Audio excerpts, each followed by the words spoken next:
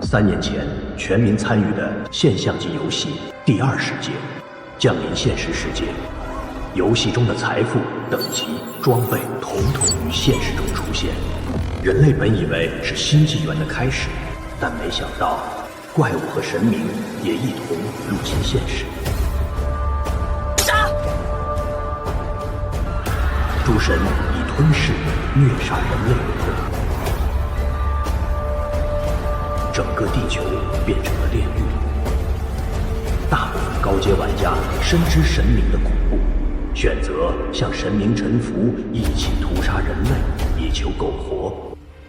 但也有玩家不愿意向诸神臣服，那就是我，全服第一玩家秦牧。这家伙真能坚持啊！哼，坚持有什么用？他已经死到临头了。秦牧，放弃吧！已经有70%的顶级玩家加入了我们，你凭什么觉得你还能对抗神明？70%？你怎么不算我杀了多少？哼，装模作样！你的斗气和血量都已经耗尽了，我看你还能撑多久？你以为这10天里我在做什么？我夺来这件神器，就是为了今日。那是……终于等到了这一刻。来吧！死者的呼唤神器效果1，让持有者拥有第2职业亡灵法师；效果2，主动技能可以复活持有者13日内击杀的所有的单位。这真是，老子杀多少人就控制多少人。既然你们不愿意反抗，那我就帮你们反抗。什么狗屁神明，不过一群祸害人间的怪物。今天就把你们赶尽杀绝！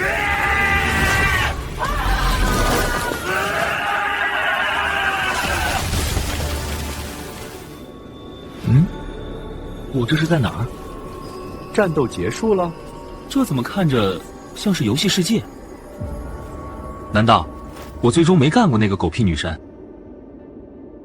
或者是和他们同归于尽了？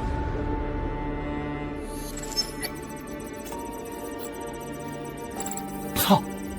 我重生了，还是游戏开服前3个月。哈哈，老天待我不薄，竟然还有重生的机会！哈哈，这一世我不仅有剑圣能力，还知道多个神器的位置。那些背叛人类的玩家也没必要活着了，直接成为我亡灵大军的养分。当务之急是早些拿到能转职成为死灵法师的神器——死者的呼唤，开启第2职业死灵法师。开启第2职业死灵法师。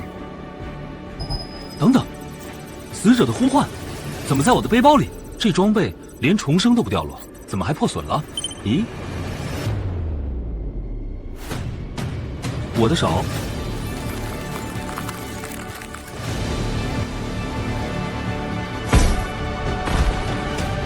我他妈怎么自己变成骷髅了？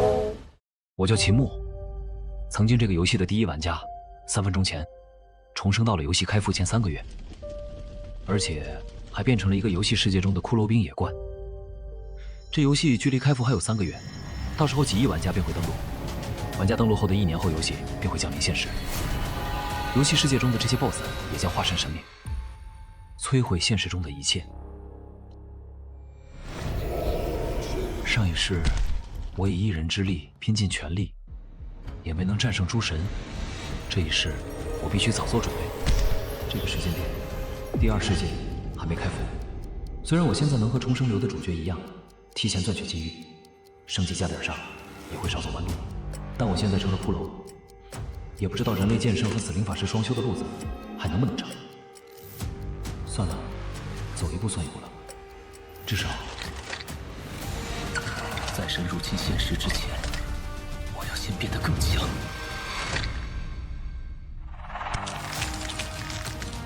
我就知道亡灵没这么好杀，正好死了一回还挺憋屈的，让我好好出口气吧。是因为埋骨之地阴气重吗？这骷髅怎么那么难打？这他妈别说变强复仇了，在埋骨地活下去都不容易吧？天赋侵蚀，可发动，是否发动？侵蚀？我以前没有这个技能啊！发动！居然可以吸收死去怪物的属性。体质加0.1。这下，就算不依靠双指眼，恐怕我也能超过前世的自己。那就让这些骷髅化作我的属性吧。天元斩，没点血，剑刃风暴，提升显著。普通玩家如果没有职业模板，魔力根本无法提升，而我的魔力已经超过2.0了。这是什么？侵蚀解锁了新的能力，气灵光环。不会是我想象的那样吧？发动，站起来！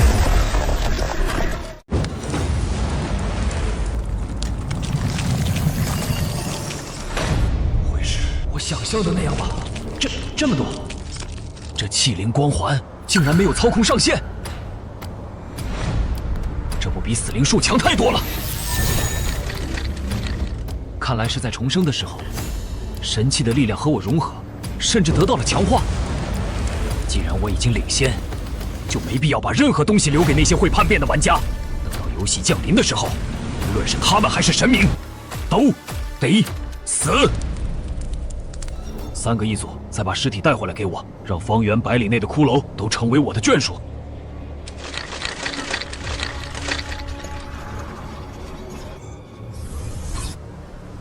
秦牧，弱小的骷髅，等级提升，侵蚀能力提升。现在解锁能力，掠夺、奴役。随着奴役的骷髅增多，我的升级效率也显著提升。而侵蚀会根据击杀数来逐渐解锁原属于神器的能力。被我掌控的普通亡灵，皆可突破桎梏无限晋升。自归属于我的那一刻起，便永世福寿，誓死效忠。而我即便肉身陨灭，被斩于当场，我亦能自麾下亡灵之躯中夺舍重生，借其形，成其力，永无真正的消亡。原本身为玩家的我，不是不死族生物，这些高阶的能力根本无法使用。但这一世，一切都会不同。只要世上还有一只被我控制的亡灵，我就不死不灭。虽然现在只有最初级弱小的骷髅跟着我吧。等等，现在这个时间点，游戏中那些亡灵 BOSS 都应该没有成长起来。那我如果击败 BOSS 的话，岂不是能提前把神明也纳入我的麾下？亲手打造了无上至宝王者的呼唤，执掌幽冥亡灵权柄的安达曼努斯，此刻深陷在埋骨之地的封印中。在游戏降临后，他便以大肆吐露人类的血腥方式，踏过遍地尸海，逆势登神。而他下属的亡灵，都和他掌握了一样的登神链路，让亡灵派系成为了神灵中人数最多的派系。如果我能在他还被封印的时候就奴役他，这样在日后入侵的时候，神灵阵营几乎会少整整一个派系的强者。他的亡灵军团更是能够为我所用。既然如此，就要变更策略了，扩大狩猎的范围，找到亡灵之神的封印，奴役安达曼努斯。现在我已经在埋骨之地铺开了我的眷属，他们组队狩猎，落单的骷髅不可能是他们的对手，但在西南方已经有9只骷髅失去联系了。那地方一定有古怪。集合，向西南进发。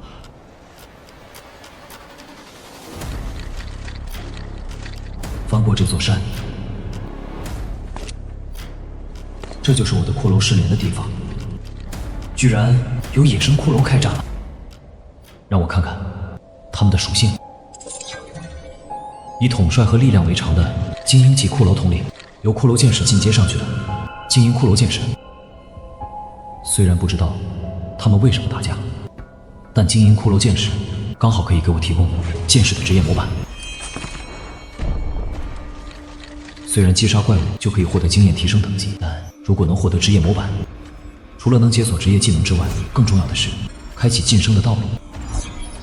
无职、职业级、精英级、勇士级、王级、史诗级、传奇级，每10级一个跨度，只有在达到传奇之后，才能点燃神火，成为神灵。而最适合我的职业，毫无疑问是和前世有相同记忆的骷髅剑士。这个模板我志在必得。现在的我，依靠属性可以和精英级媲美，但比他们少个技能，正面对敌并不明智。要等到他们两败俱伤的时候。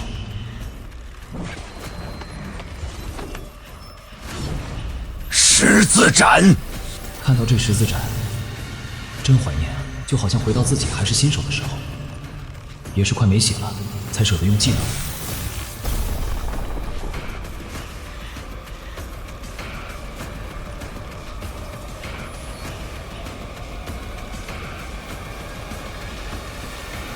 这家伙怎么渐渐都冲着下3路去的？可惜骷髅没有要害，则不然就反杀了。但现在骷髅剑士只有10%的生命值了，轮到我出手了。你这也算剑士吗，小子？这精英剑士模板你把握不住，得让你木柯来。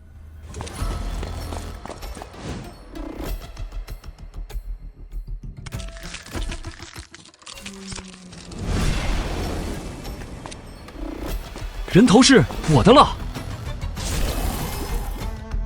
这是灵魂重压，他想要连着我和剑士一起砸死我，只能挡住了。妈的，真是左锤伤害高，右锤高伤害，数值怪职业，但职业模板还是被我拿到了。开始剑士转职。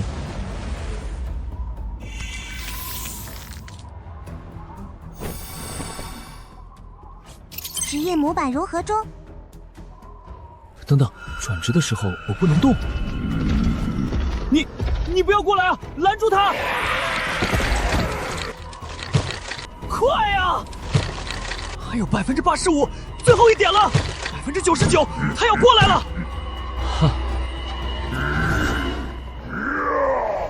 真是被惯性思维害惨了。没想到怪物转职期间无法控制身体，不过现在转职完成，该轮到我动手了。十字斩！精英级模板加成的属性，再加上侵蚀获得的属性值，拼力量，你也不是我的对手。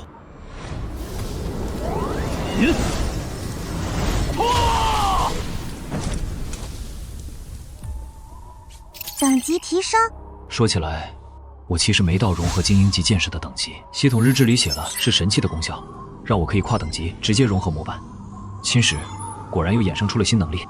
上次给我发了奴役，这一次的是，您可以消耗经验，将您已经控制的同种族2个亡灵合成为更高阶的职业，最高不超过您的职业等阶。果然，那这样我的普通骷髅都能晋升成职业级骷髅，不至于像刚刚那样被骷髅统领一甩死一大片。但在使用晋升之前，先得把你们奴役了。这晋升功能还挺方便，但产生出来的职业是随机的。现在有33个骷髅战士，14个骷髅弓箭手，还有1个骷髅法师。施法职业果然金贵，还有56只普通骷髅，希望能多出些法师。这下总算有军团的样子了。不过在这西南侧，死亡魔力的浓度果然要高了很多，怪不得能诞生精英骷髅。难不成我要找的神就在这里？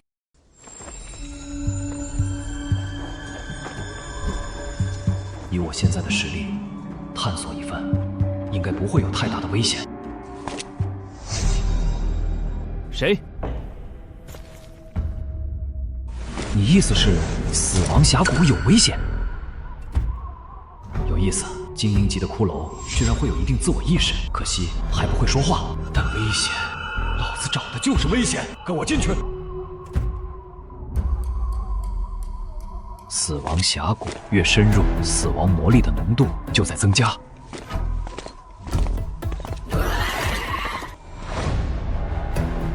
僵尸，你先不要出手，先用同等级的骷髅试试。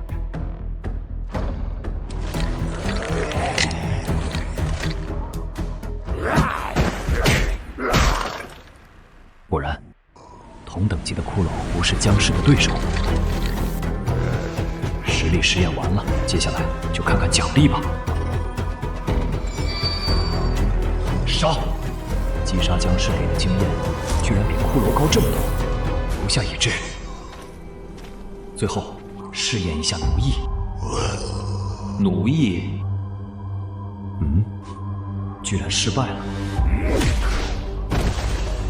这系统不能把失败原因说明白吗？难道这些僵尸是安达曼努斯召唤的？算了，正好用这些僵尸的经验，把我的骷髅都晋升成职业级。舒服。蝼蚁。这里不是你残杀同类的地方。这声音，难道是？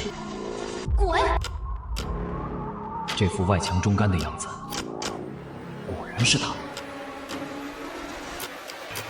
有能耐就把我弄成你的仆从，做不到就闭嘴看我杀你的人。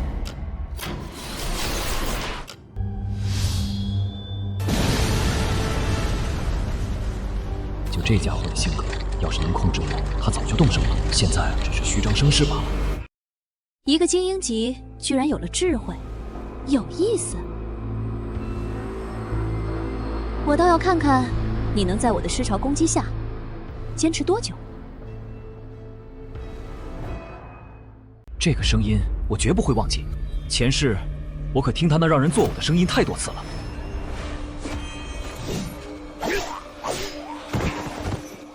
亡灵之神安达曼努斯，既然被他发现了，还被我一顿臭骂，这个小肚鸡肠的神肯定会派他的下属来杀我。但这个时候，他只是个苦于无法晋升的王级死灵法师而已，他的下属更是最多只有勇士级。这一仗优势在我，升级了。10分钟过去了，也就僵尸的密度提升了些。这蠢女人果然还是和前世一样，只会用人海战术，不像我这种微操大师。听我指挥，骷髅统领左移5厘米。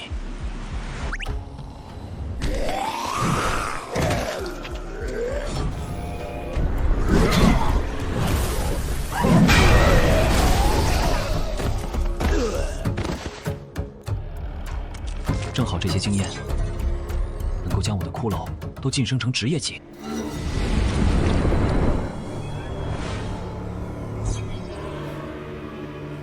哼，不过是个有些智慧的骷髅，没什么特别的。本座随手就能碾死。等等，这是什么手段？死灵术里不是这样的。他只是个精英剑士，有智慧就算了，为什么还能统领骷髅？手下的骷髅还能快速晋升。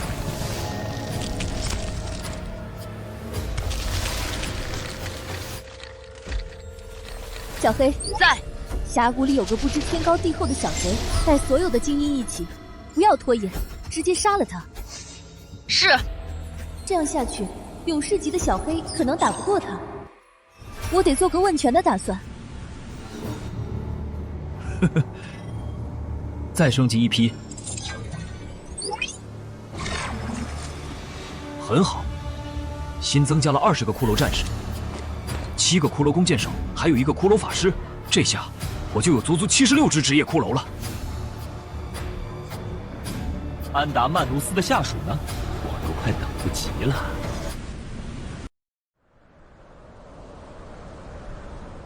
尸潮逐渐散去了，他终于意识到这些普通僵尸只是经验了吗？不对劲，这感觉是……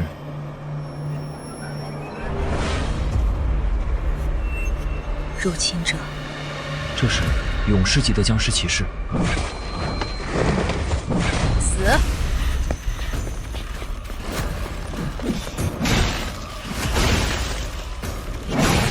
普通的骷髅根本拦不住他，动手！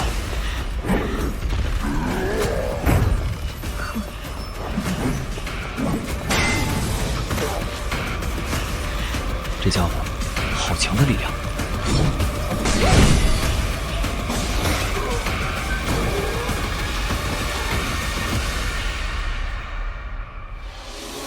这下棘手了。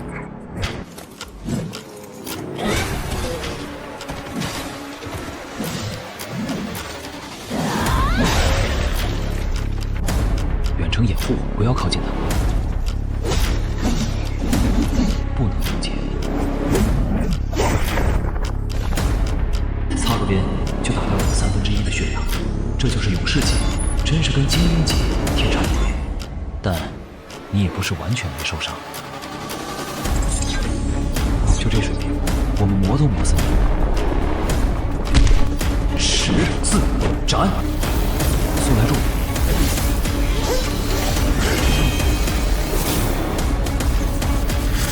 你很会打吗？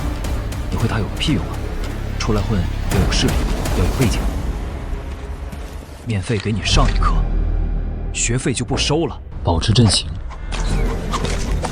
放箭。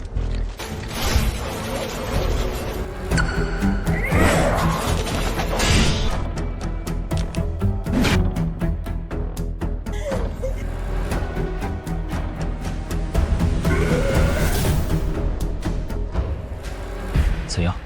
别，求饶了。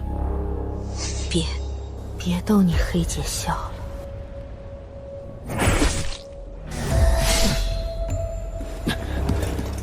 好险！勇士级的僵尸骑士居然这么强，刚才有点拖大了。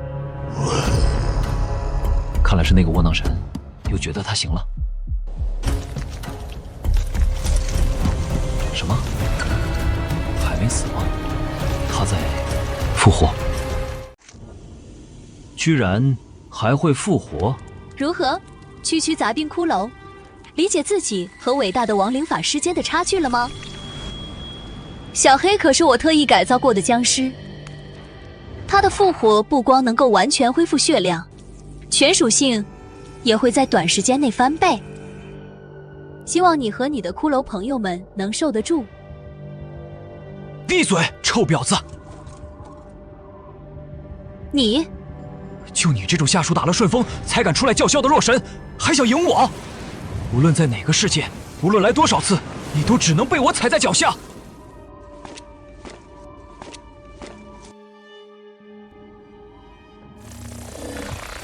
侵蚀，发动！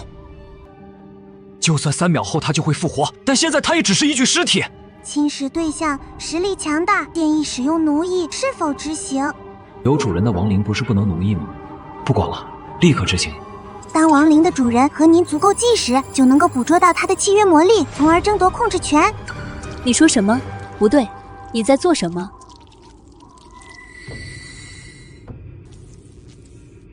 这是我和小黑契约的信物。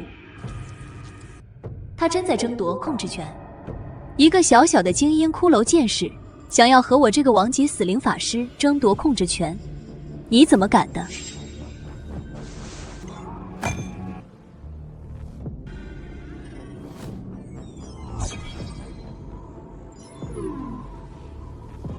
这就是你自不量力的代价。以亡灵之神的名义，我要给这次亡灵争夺添加附加条件：杀戮天平。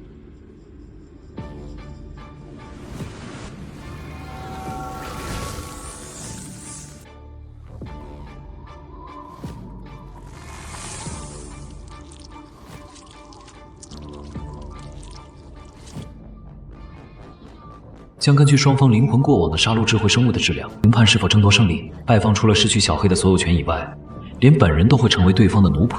杀戮质量根据灵魂。看来你已经知道规则了，这就是你挑衅亡灵之神的下场。现在求饶也没用了，我会拿你的腿骨去喂我的3头犬，用你的肋骨做成风琴。鲜血天平，起！请父神谋杀之神巴尔见证，我将献上我的罪孽，我的荣耀。不行，要等到4秒过才能响。请谋杀之神巴尔见证，我将献上我的罪孽，我的荣耀。哼，区区诞生不超过10日的骷髅，就算你加上前世，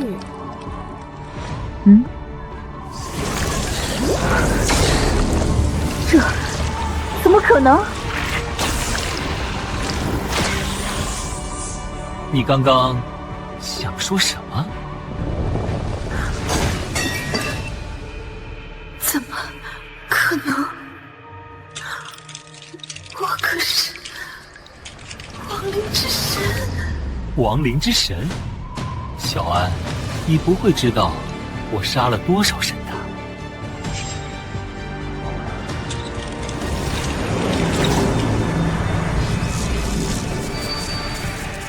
契约生效。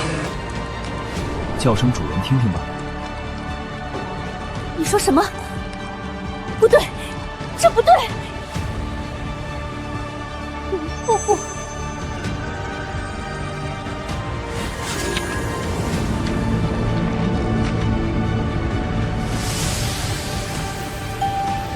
您的特殊契约对象受到神器亡灵法典保护，请在13小时内分离契约对象与亡灵法典，否则契约失效。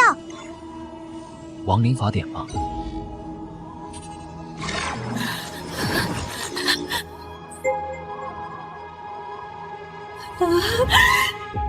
太好了，幸好有亡灵法典在。13个小时，我一定会破解这个该死的血色天平契约。你连进入神殿结界都无法破解。你不会忘了，你的小黑也成了我的仆从了吧？我不知道，他可知道啊。必须得用这个了。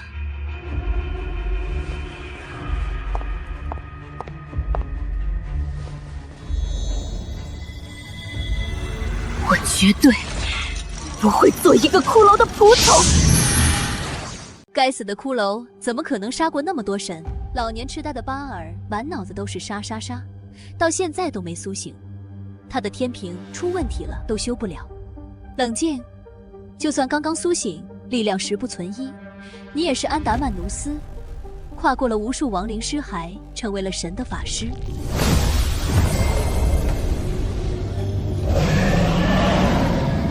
将大局逆转吧。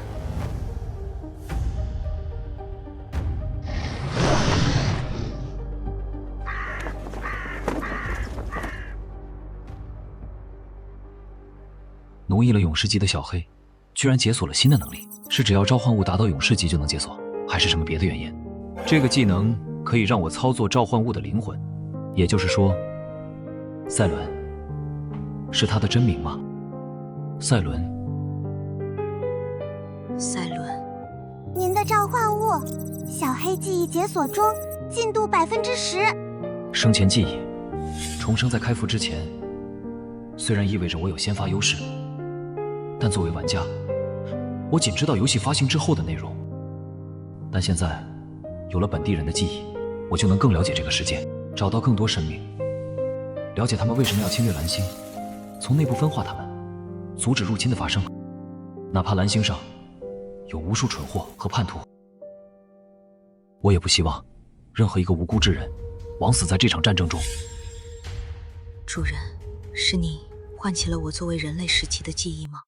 为了让你能更好的效力而已。现在，告诉我该怎么突破安达曼努斯的防御阵法。这个，主人不必那么麻烦。小安把法阵的开关密钥给了我。小黑，你叫我什么？你个叛徒！你把我变成了亡灵的时候，就该想到有这一天。将防御全交给一个人类转化来的亡灵，天真，怪不得会第一个被人类杀死。气死我了！小黑，你这样也算骑士吗？连1秒的忠诚都没有。你居然会在血之天平的对决中输给一只骷髅？他不是巴尔的私生子吧？肯定是巴尔那个老东西老糊涂了。帮我杀了他，我就会把亡灵登神的方法给你。这可是你说的。他不会很强吧？放心吧，他……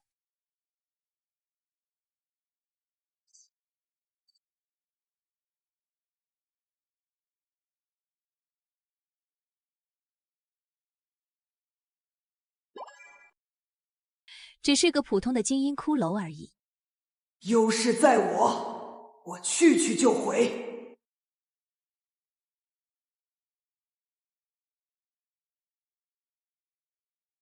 没想到这么顺利，这一路上也没有遇到任何敌人，进入神殿内部了。下一步就是夺取亡灵法典，有赛伦在，胜算能更大一些。不知道侵蚀对魔法装备能有什么效果？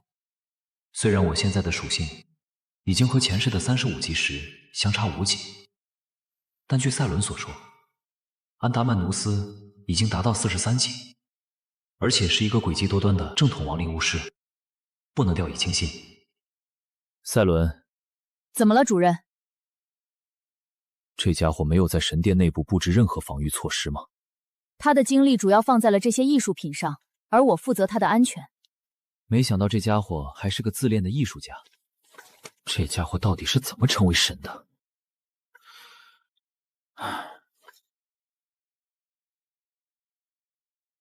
等等，主人，有声音。啊？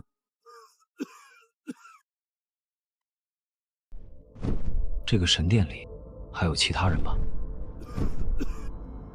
僵尸可不会咳嗽。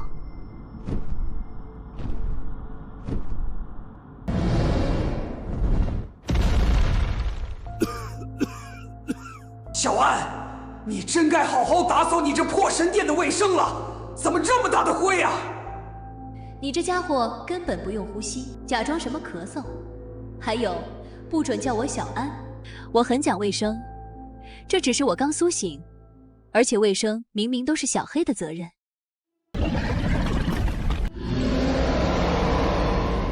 我只是负责安全。不对，你每次都和我申请2笔魔力水晶，看脸红了。你这贪墨公款还1秒便捷的骑士之耻。没关系的，赛伦，就是你以后要是用什么也和我说一声就行。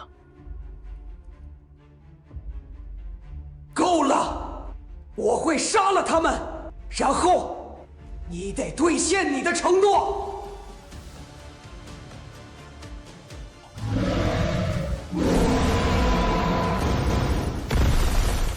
够了，我会杀了他们，然后你得兑现你的承诺。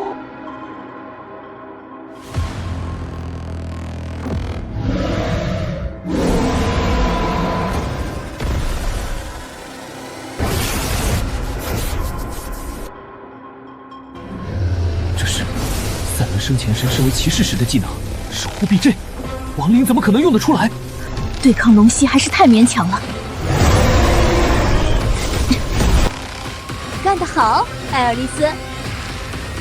赛伦，赛伦，不要，我很气火。把剑给我。苦情小说看多了，你是僵尸，你会复活。哼。真是无情的主人啊！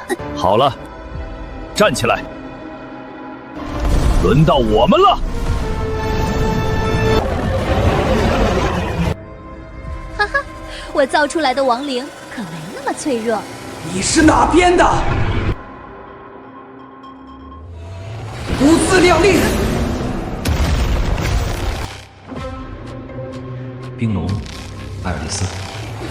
前世斩杀安达曼尼斯的时候，他也会被召唤出来，只不过那时的等级是90级，而现在只有48级。面对双 BOSS， 攻略组给出的方式是选择一个敏捷型玩家，拖住冰龙艾尔丽丝。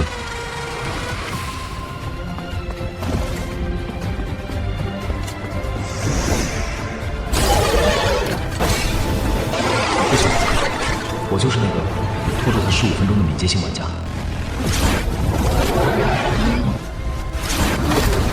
上吧，主人！上吧，主人！作为召唤我的他，竟然放弃了自己的主人。会在即将死亡的时候，这才给了我亲手斩杀安达曼努斯，获得死者呼唤的机会。就像这样，但我忽略了一点，这一世我自己还不够强。但是这一世，我不是一个人面对这条路。放箭，掩护我打他的弱点。不可能，他不可能知道。斩断他的脚。不，我要将你们这些小虫子全碾死。不，你没机会了。对。滚开！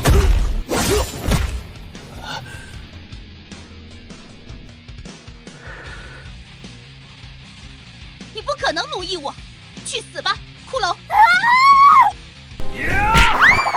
撞一次就得了，真以为哥截不住一个魔眼？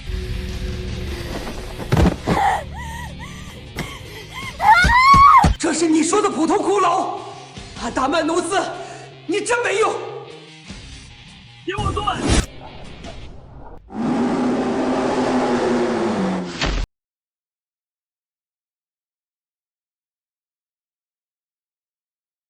我们成！混蛋！混蛋！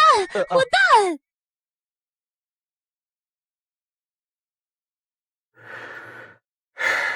我们成功了！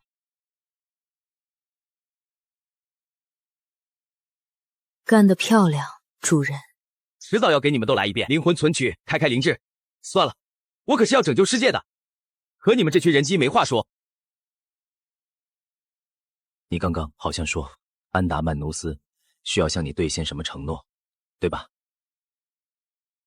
你还想拿到你应得的东西吗？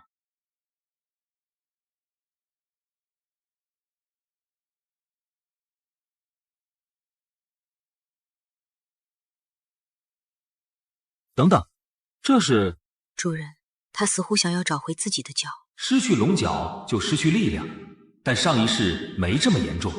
好，我投降，我认栽。安达曼努斯身边还有别的守卫吗？说了我能活吗？我说，没了就我一个。安达曼努斯的具体位置？说了我能活吗？我带着你们去找小安，能不能放我一命？我有赛伦带路他就够了。不够，他和安达曼努斯的契约已经断了，因此他感觉不到安达曼努斯正手忙脚乱地收拾自己的小窝，准备跑路呢。你倒是把他卖得干净，但没关系，只要我对你使用。等级差距过大，无法奴役。看起来骷髅先生控制赛伦的手段也没有那么无所不能。好，我放你一马，带我找他。爽快，您真是我见过的最爽快的骷髅了。你知道我没准备放过他。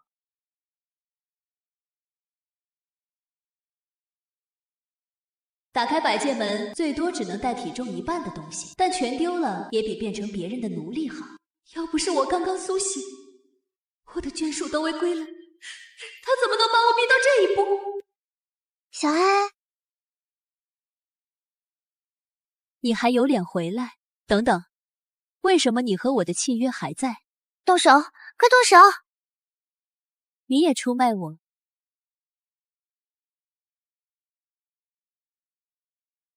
都给我等着吧！嘿嘿，你们都是你们逼我的！你们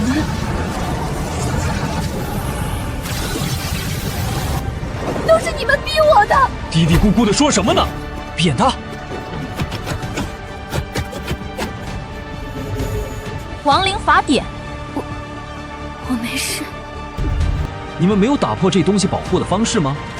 没有。没有。终于有个不会背叛我的东西了。那就得让我试试。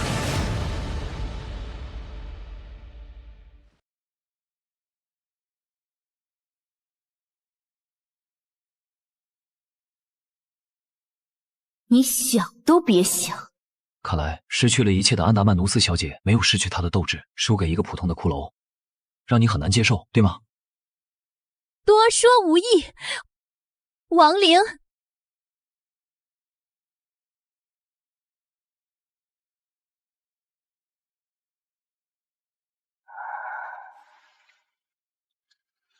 多说无益，人类。是啊，多说无益。你之前那些表现，差点让我觉得你没那么烂了。我想要打败你，都不用见。好啊！阶段1，念力控我。和阿达曼努斯的战斗是人类玩家和神的第一战，也是伤亡最多的一战。事后，我无数次回忆这一战，想要做得更好，想要救下更多人。经历了那么多的叛徒，我都快忘了我为什么而战了。谢谢你让我想起来了。你这家伙在说什么呢？别那么多废话！你这家伙在说什么呢？别那么多废话！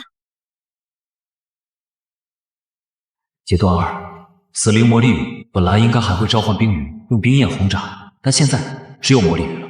所有近战职业都会想要在这个阶段接近它，因为它要引导施法，一旦近身就能够重创它。靠近吧，只要你靠近了。因此，他在近战的范围设下了一个触发式的陷阱。他上当了。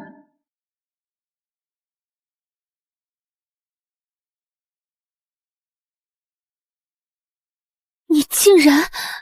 该你的第3招了，不是吗？只可惜对亡灵而言，瘟疫无用，否则你就会把自己冰封起来，等待着瘟疫收割敌人的性命。你怎么知道？哇，虽然这应该是咱们的小安为数不多离开法师塔的实战，可他的战术没那么容易被看破吧？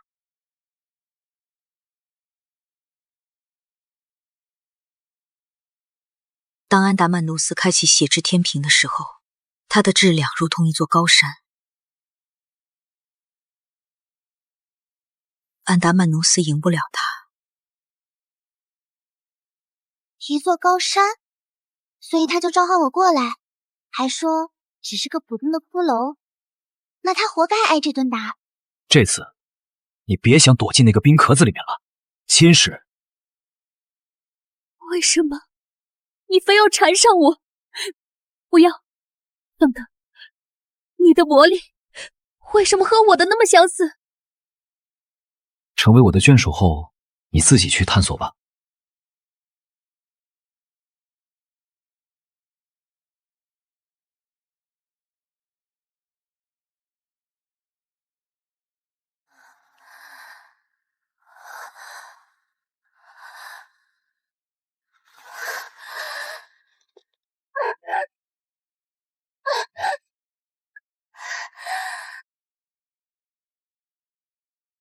终于，你落在我手上了。他的魔力和我如此的相像，却又更加凝练和老道。他一定花了很长时间才锻炼到这一步，但为什么要和我一样呢？他该不会是我的信徒吧？赛伦，你觉得小安在想啥呢？怎么这副表情？他每次犯蠢的时候都这个表情。能听见我说话吗，安达曼努斯？吓傻了？不，这表情明显看上去就不像吓傻了，但是很让人不爽。虽然我深居简出，从来不展现神力，但一定是某次外出实验的时候让他看到了，然后他就无数次尝试重复，甚至超过了现在我。而后他就一直等待，直到我复苏。这是唯一的解释，他为什么这么执着于我，而且在我刚刚复苏就能找到我。我知道你具有神格，我需要你。能够察觉到这一点值得夸奖，你很有眼光嘛。只是你的方式有些极端了，如此对待一个神可不是。哦，听我说话，不要胡思乱想。好，这坏家伙根本不是我的信徒。我要你做的第一件事就是帮我把他控制了。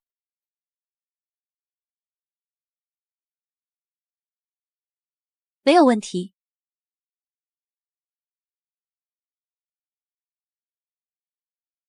如果你想要契约他，就趁现在。你怎么知道我需要魔力？分析你魔力的构成，能够清晰地发现其中重视数量、持续性和兼用性的术式。这种设计为了平衡对使用者魔力的消耗，往往会增加和魔力消耗等级相关的限制。你想要突破这种限制，就需要证明自己有足够的魔力。但相信我，有了我之后，你绝对不会再缺乏魔力了。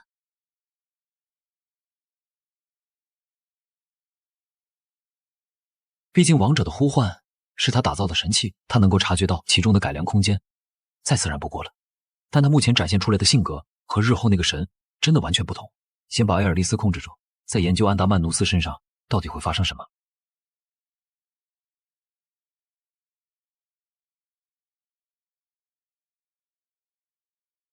这家伙到现在都没有告诉我他的名字呢。干嘛？不对，这和你说的不一样。你又没有能力控制我，留我下来干什么？谁说他没有能力了？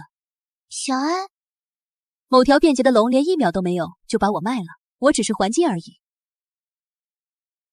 不，我还要继续努一神，但现在我需要一个目标。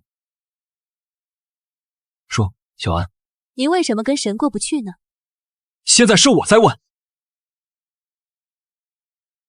崖谷之地在最北方，然后往南是极寒冻土，然后是人类诸国。极寒冻土历来是人类抗击亡灵的防线。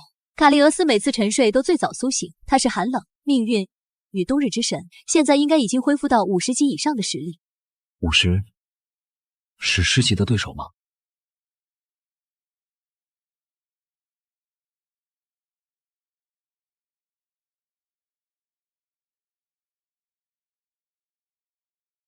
虽然现在的实力可能不够，但如果不去，在埋骨之地，我的实力提升也很难再提速了。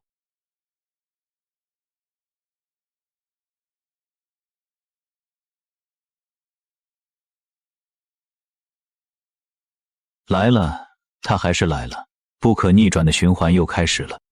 现在是问题时间了吗？你的魔力为什么和我那么相似？你怎么知道我刚刚苏醒？你为什么要控制神？好，我的下一个问题是……喂，我说是问题时间，没说是回答时间。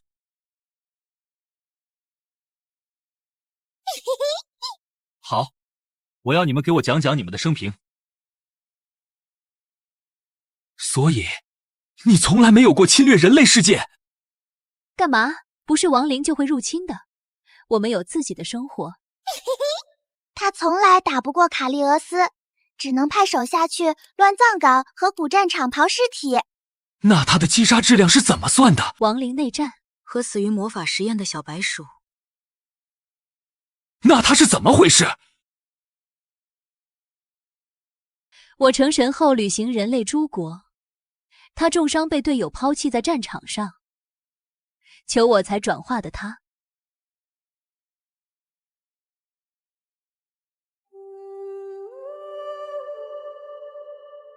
你以为随便一个僵尸就会有复活这种技能吗？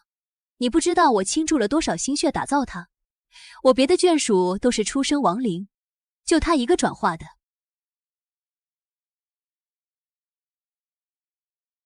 总觉得他说的是实话。那你日后会入侵人类吗？在家做科研没意思吗？人类每天的自然死亡早就够我用了，我没那么闲。那么，他们日后为什么会入侵蓝星呢？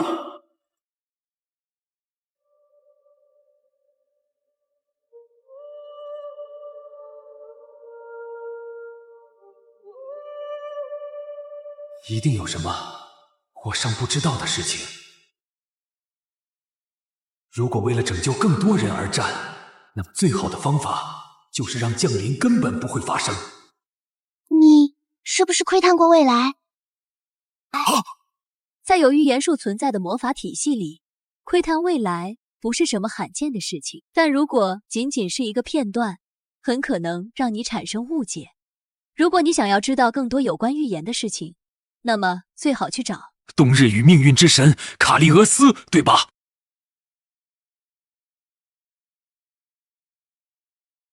终于到了极寒冻土。极寒冻土是人类警惕亡灵的第一道防线，因此边境线上都是卡利俄斯布置的寒神傀儡。寒神傀儡，只要我们踏过界碑，那些没有灵魂的机械罐头就会如潮水一般扑过来。他们为什么需要这么戒备？你不是说你从来没有入侵过人类吗？神的天职如此。天职，看来在神之上，这个世界还有更高的主宰。否则，谁能够给神赋予天职呢？说不定入侵蓝星的幕后黑手也就是他们。现在的实力还不够，尤其是我为了提升骷髅军团的等级，消耗了太多经验。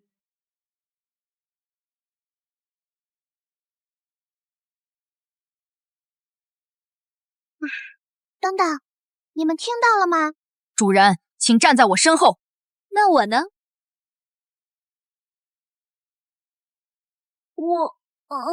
准备好法术，迎接冲击。虽然离开埋骨之地的时候吸收了更多的部队，但也没超过500名职业骷髅。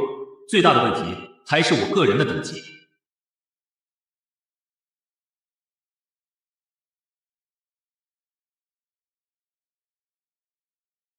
要尽量减少部队的损伤。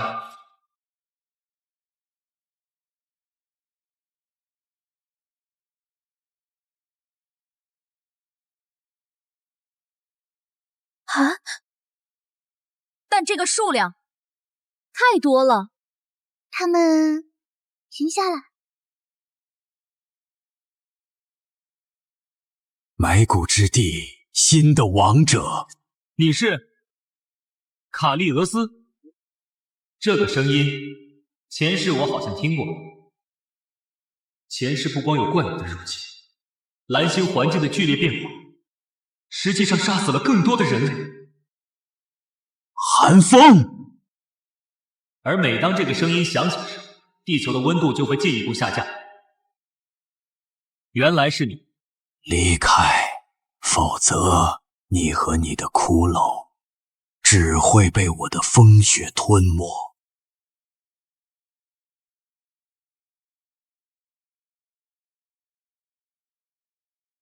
如果你把这具傀儡送给我，也许我会考虑考虑。如果你把这具傀儡送给我，也许我会考虑考虑。好，我们撤退。你就让这个老冰棍，请。别说话，我已经拿到想要的东西了。小安，你知道你为什么会输给我吗？因为你生前是个变态杀人魔。不知道还笑得出来。因为知己知彼，百战百胜。我们首先得研究这傀儡到底算什么，才能制定对策。可是，第二件事，在外面别叫我真名，叫牧歌。他为什么不想暴露真名？难道他是什么东方来的恶魔？执行，不问原因。跟着你牧歌没坏处。你不是好奇我的魔力为何和你同源吗？控制住卡利俄斯，我就告诉你。是。他怎么知道我在想什么？不对，你管他想什么？反抗啊！安达，你是亡灵之神，不是他的仆从。这俩人是在玩什么？很新的东西吗？我在小说里看到过。如果不搞清楚对方是什么性质，就莽撞开战，我们只会失败，就像你之前一样。很好，看上去你有起码的尊严，承认你自己失败了。这丢人的神没救了。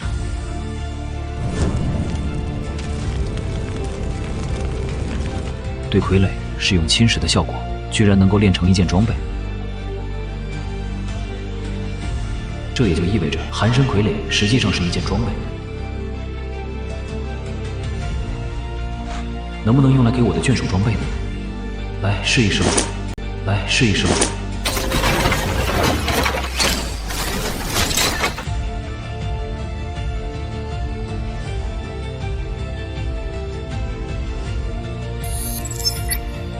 竟然提升了5级左右的属性，而且给骷髅添加了打击抗性，可以说将骷髅最大的防御弱点补足了。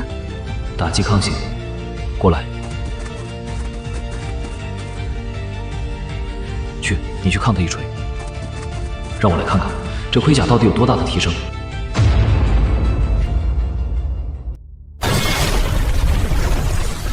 挡住了吗？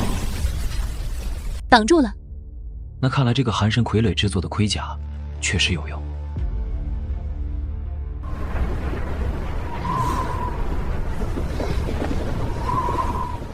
而且数量绝对够用，但他们的数量太多了，而且一旦跨过界碑，就会成群结队的过来。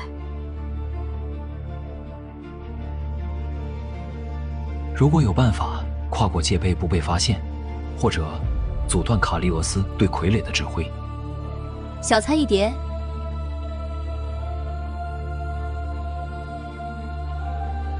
卡利俄斯每天中午都要开启预言。在开启预言的那1个小时里，他会对傀儡失去控制。现在，距离正午还有1个小时。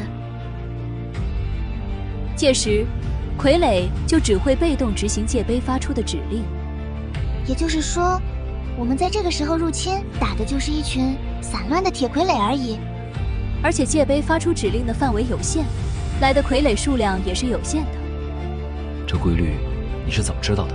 那当然是本神的智慧，是他之前履行人类国家时利用过的规律。呵呵，这下明白一个知识渊博的神陪着你的好处了吧？就算是知道，他们可能和前世的入侵没那么大的关联。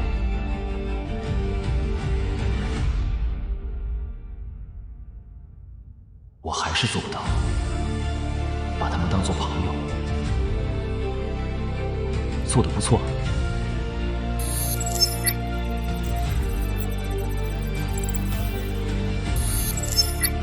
那就这么办吧。能够大幅提升骷髅生存率的装备，对通过这里至关重要，否则只会被无穷无尽的傀儡淹没。武士一道，将我的眷属全部武装后，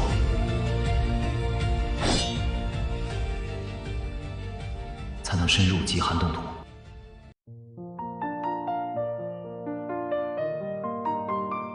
在这位新主人唤醒我的记忆的时候，我同样感受到了他的记忆。他只要认定的事情，就绝不放弃，但也很孤独。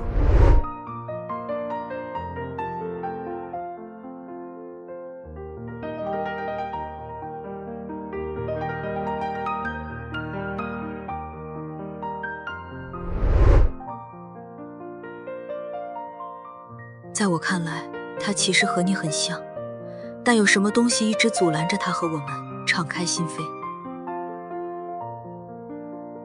他肯定是看到过我们不知道的未来画面，才这么紧绷着自己。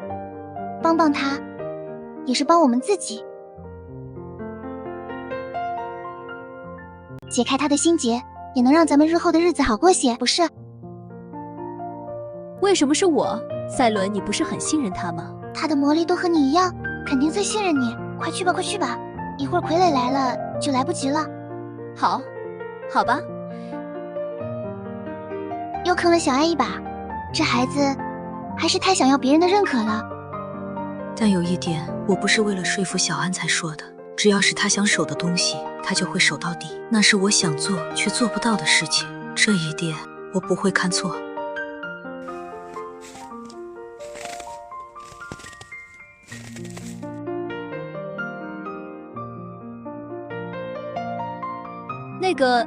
那个牧歌，不是你让我这么叫的吗？装嫩的神，你们的对话我都听到了，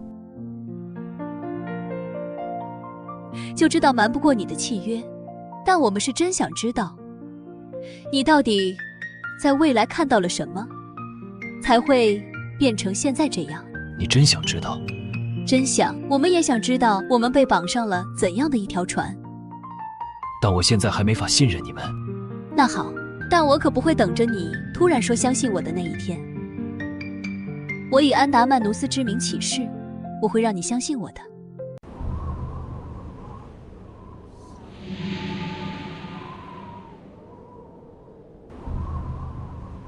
你们站这么远干什么？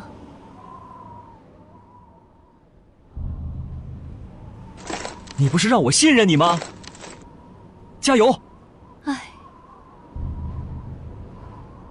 我真是脑子不清醒了，才和那家伙说这些话。他的契约难道会影响我的智力吗？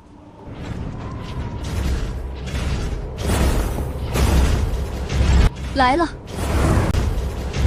来了！亘古黑暗。亡灵法师这个职业，除了使一系之外，还有死灵、寒冰和腐败3系。由于亡灵不受岁月的限制，亡灵法师多半都会同时掌握全部的法术体系，腐败毒云，以此来达到自保、控制和输出的全能性。用生锈延缓这些铁罐头的行动，然后用高贯穿力的法术直接攻击核心。神器的性质允许我兼修亡灵法师职业，而现在面对这种成群结队的对手，剑士的职业性能已经不够了。先从最基本的吞噬生命和酸液剑开始学吧。这样就是最后一句了。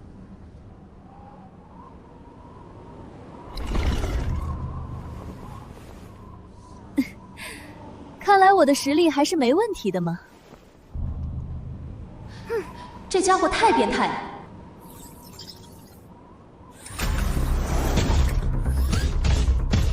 还有漏网之鱼。按我们现在的关系，他总不会还对我不闻不问了吧？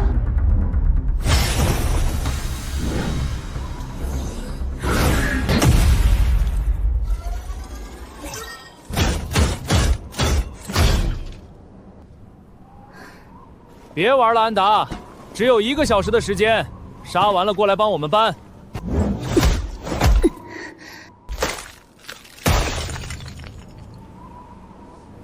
我就不该对这些家伙有一丝期待。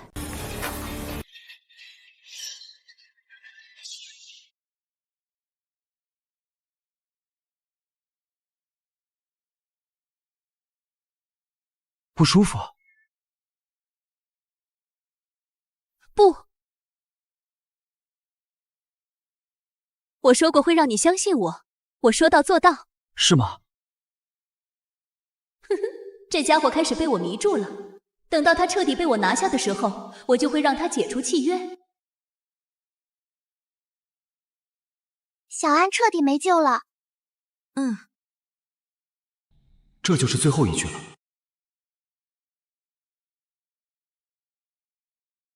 500只野骷髅的部队已经武装了1半左右，只可惜时间已经结束了，现在该启用第2计划了。你想干嘛？话说前面，我可不像安达曼努斯那么好糊弄。把他的脚给我。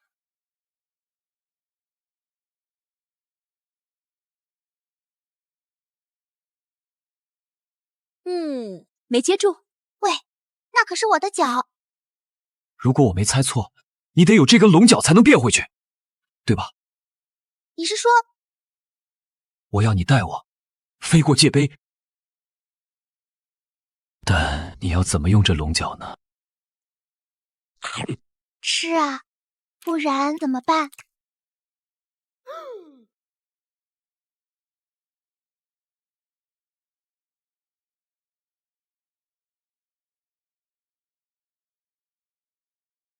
我的力量又回来了，居然只降低了1级，切，居然挣脱不了他的契约。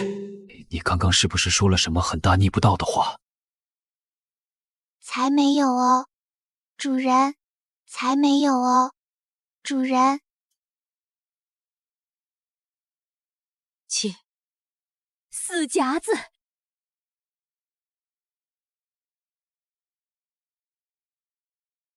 奇怪，主人是在好奇卡利俄斯为什么毫无反应吗？没错，但根据我对卡利俄斯的了解，他的反击说不定已经开始了。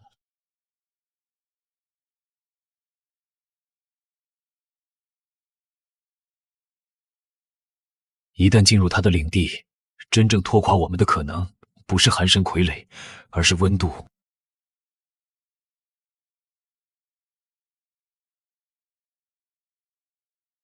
小安，你和我一起来。好啊。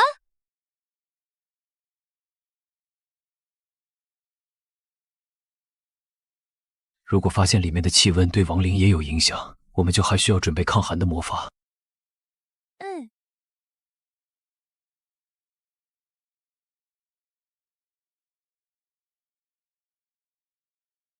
刚刚还说我夹呢。你说什么？没事，没事，您二位坐好了。虽然之前也在游戏中骑过龙，但这样的感觉完全不同。该死，怎么会这么冷？五哥真抗冻了，这么冷都一声不吭。五哥，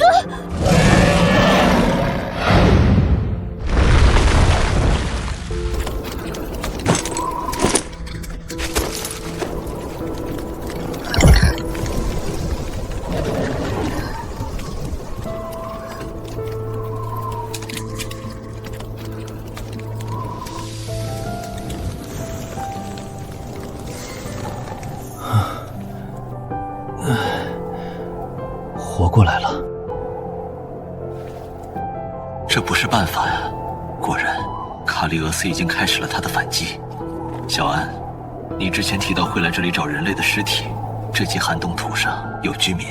没错，在附近的就有深林堡、东城、极夜城3座城市。那他们是怎么扛住这亡灵都经受不住的寒冷的？你是说？第一，这寒冷只针对亡灵，但这显然不太可能。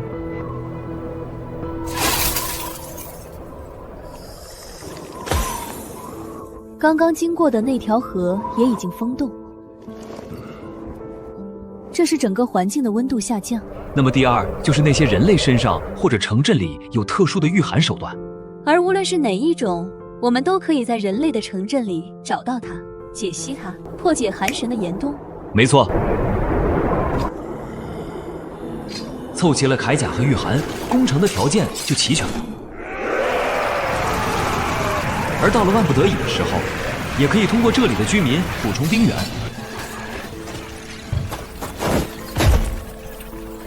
就算这里只是些 NPC， 我也不想走到那一步。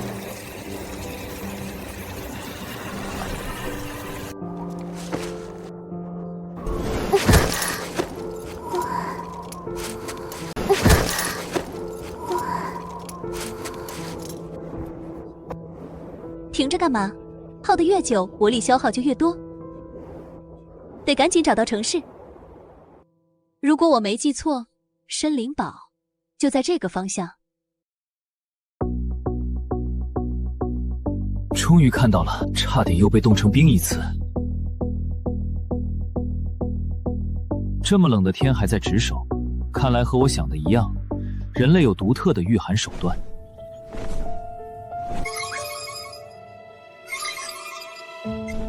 这么大规模的城镇，等级最高的守卫居然只是精英级。艾尔丽丝，下去看看。小安，准备防御法术。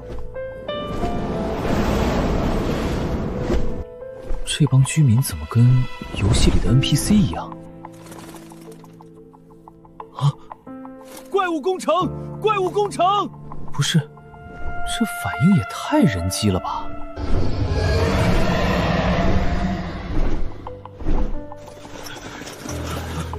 该死的亡灵法师，竟敢入侵寒神庇佑的深林堡！离开这里！小安，你之前来的时候，他们也都是这副表现。他们身上没有任何魔法侵蚀的痕迹，都是活人，但怎么一个个都和傀儡一样？小安说过，不让亡灵入侵是卡利俄斯的天职，难道是因为尚未公测？这些 NPC 都还是尚未激活的状态？那说不定可以用这句话来激活。诸位，我是从东方镇南来的冒险者，你们有什么需要帮助的吗？原来是远道而来的冒险者，欢迎来到深林堡。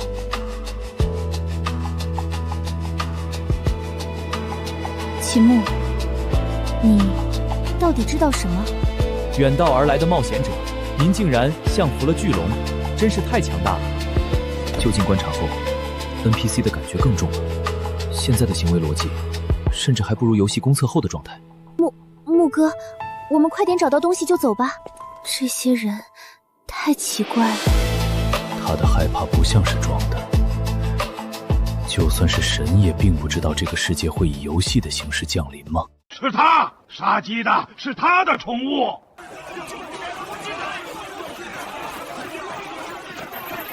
天杀的冒险者，还我的鸡！就不该放他们进来。不是，真是人机。说谁是宠物？本来我还觉得我不能像你们入侵时那样毫无底线，但杀一群 NPC， 我可是一点负罪感都没有。艾尔丽丝，你想怎么做都可以，我只有一个要求，不留活口。我就等着你这句话了。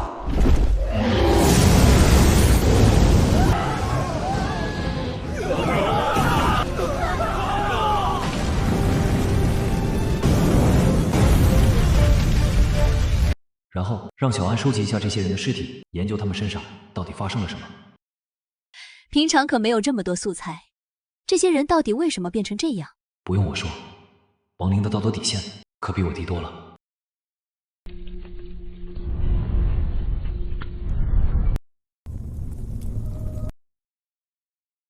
不用消耗经验给骷髅升级，我的升级速度果然快了起来。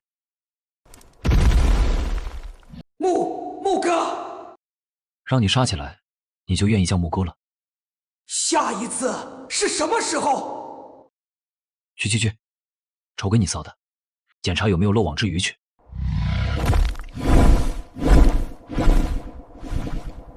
木哥，我有2个发现。这个就是人类保暖用的东西，而且很简单就能构筑，我可以改良，甚至批量制造这种护符。很好。另一个发现是什么？他们如同傀儡一样的原因我找到了，他们都没有灵魂。灵魂存取。该对象没有灵魂。还真是。但是这不耽误我把他们转化成亡灵。一个城镇的人都失去灵魂，这是禁忌中的禁忌。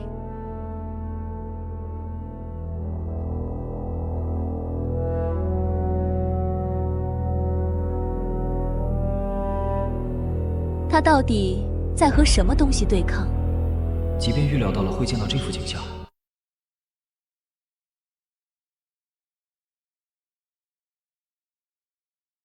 还是让人感觉不适。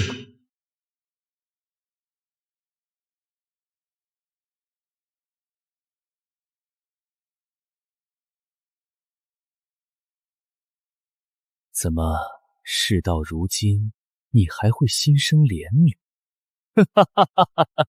你不是个合格的亡灵，心有怜悯可对抗不了那些叛徒。木哥，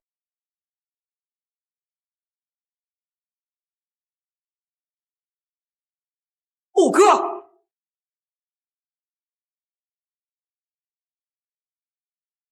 怎么了？安达曼努斯已经准备好阵法了，你踩里面，他开不了魔法。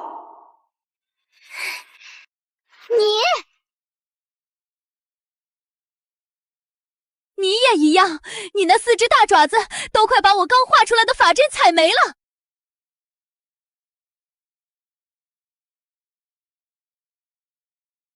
艾尔丽丝，在你们看来，什么样的手段能够造成这些人失去灵魂？亡灵魔法中有一个重要的概念，那就是灵魂守恒。死灵魔法只是强行操控灵魂留在死者体内，若非如此，亡灵族也无法提升等级了。而夺取灵魂的能力，只隐藏在连诸神都无法窥探的深渊中。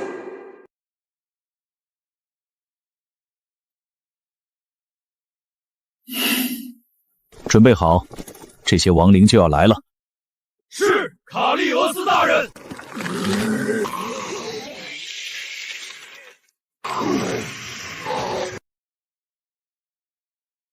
小安，太多了，如果不是解析了你的魔力，恐怕我现在也不能一次性转变这么多亡灵。如果是你面对会让人失去灵魂，变得不再是自己的敌人，你会不会想办法反抗？我一定会反抗到底。那就继续解析我的魔力，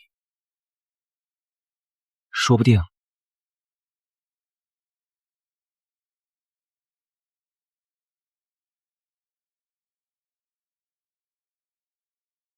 这魔力中就有破解夺取灵魂能力的方式。转化出亡灵后，挨家挨户收集护符的速度快了很多，但没有灵魂的亡灵无法继续提升实力。这些僵尸皮糙肉厚，正好可以做冲阵的炮灰。小安，你和我留在这里，解析我的魔力。艾尔丽丝，你带着这些护符回去找赛伦和我的眷属，让他们明天中午来这里，守住这座城。然后我们继续屠戮，直到这个地方只剩下卡利欧斯自己的堡垒为止。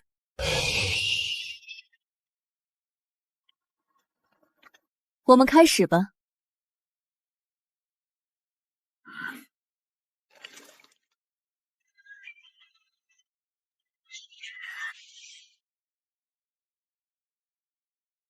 秦牧，你就不怕我解析了你的魔力，解除契约，把你控制了？你不是说让我相信你吗？算你有眼光。不对，我是想问他到底知道什么的呀？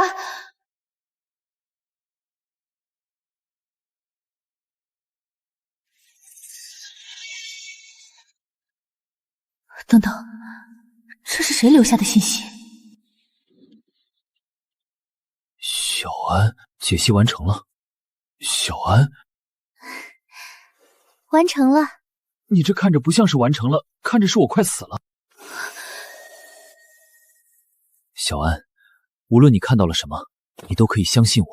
我们的时间虽然紧迫，但还没到最后时刻。我看到了我自己，被不知道什么东西被抽走了灵魂，毫无还手之力。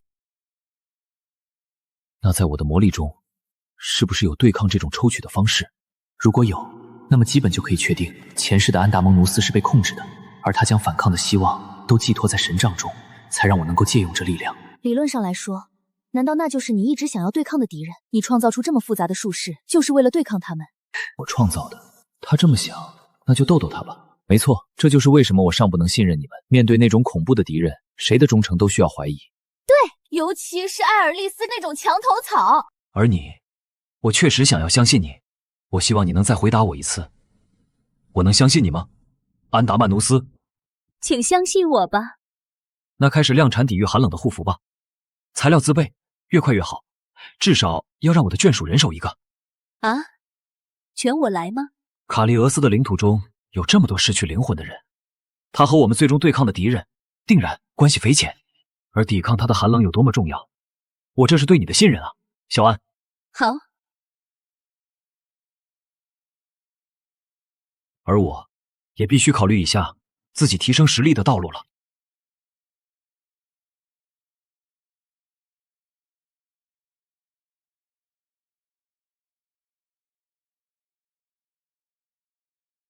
前世亡者的呼唤，具有的被动能力是让死者的亡灵法师职业等级和最高职业等级相同，而现在我又有了记录了几乎所有亡灵法术的亡灵法典。如果不兼修亡灵法师，就太过可惜。同时，前世的剑圣能力也不能放松，物法兼修，才能最大幅度提升我自己的战斗力。就从这个法术开始学起吧。没想到这么简单。不过，施法职业确实麻烦，居然还需要记忆法术。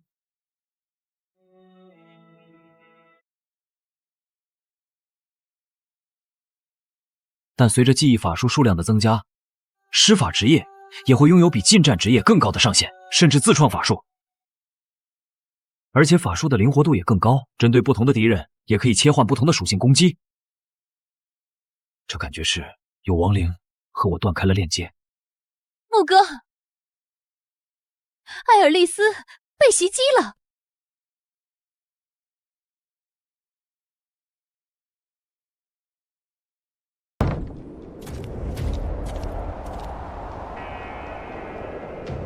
牧哥，我也感觉到了，艾尔利斯被袭击了。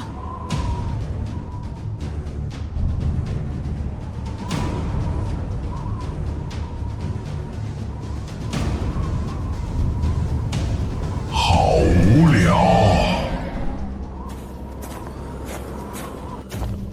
刚刚能爽喷一拳，现在不光只能飞，甚至还得等底下这些慢吞吞的僵尸，烦死了。不过小秦那家伙只说让我保护这些僵尸，那我提前清理树木，防止敌人埋伏，不也是一种保护吗？区区小秦，若是没了契约，他根本不是本龙的对手，他还能管我烧树不成？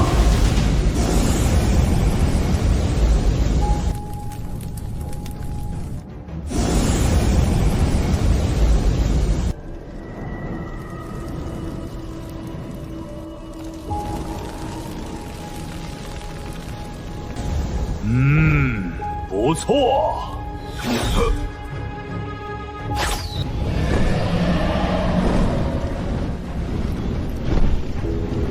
该死的亡灵，害我们得了失魂症还不够吗？居然还要放火烧山！居然还要放火烧山！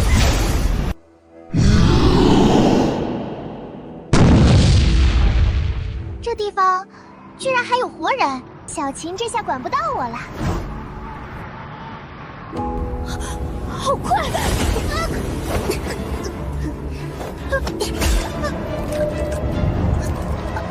冰龙变成人形了。小虫子，你为什么没得你说的失魂症呢？说出来，我也可以放过你。不止一人吗？去死吧！去死吧！小虫子，你是不是对巨龙有什么误解？这种匕首怎么可能伤得到我？怪物！我就是怪物，如何？趁我还有耐心，告诉我你到底是什么人？你口中的失魂症又是怎么回事？没完没了了。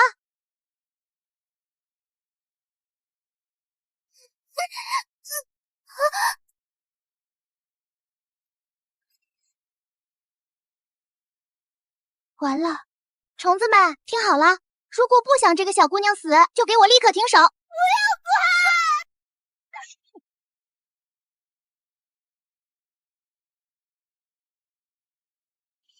管！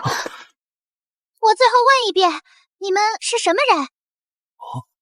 我们是冒险者，是为了调查极寒凝土的失魂症来的。你快放开！留下一个愿意开口的就行。一会儿有人来问你们。所以说，他们把我们当成是失魂症的罪魁祸首，袭击了僵尸队伍。没错，你可不能怪我没保护好，他们毕竟那么多人呢。那周围的森林为什么烧起来了？可能是法师的火球点燃了吧？是他在空中喷火，我们以为被发现了才攻击的。你又没说我不能烧，他还说着去驱小琴什么的。距离公测开始还有70天，他们不是玩家，其他城镇来的 NPC 冒险者吗？调查失魂症，看来丧失灵魂情况应该只是极寒冻土上的特例。我不想用惩罚亡灵的能力的艾尔利斯。区区骷髅，小木哥，都是他们听错了。这是你逼我的。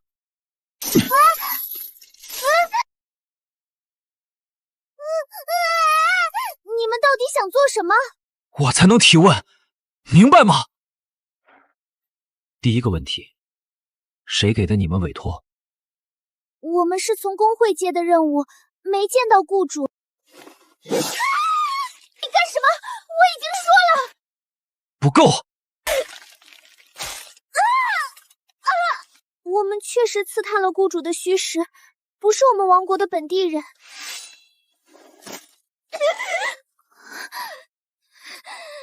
继续。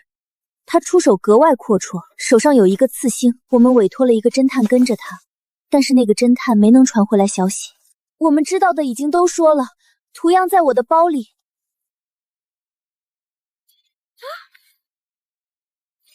这是寒神信徒的标志，没了，没有什么可说的了。这么说来，这俩人没用了。处理过那些 NPC 之后，我的内心看到这样的场面，没有什么波澜了。虽然不想这么做，但我不能在即将对寒神发起进攻时，放走2个不知底细的人。小安，把他们变成亡灵。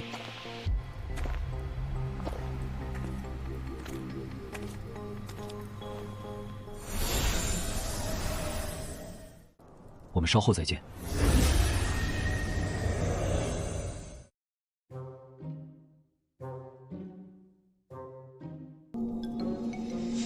什么？我不是死了吗？成为我的眷属吧。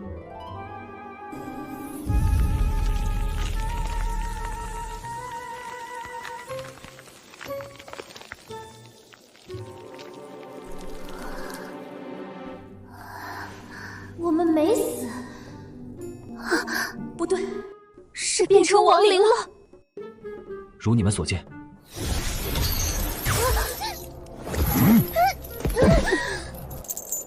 你们已经是我的东西了。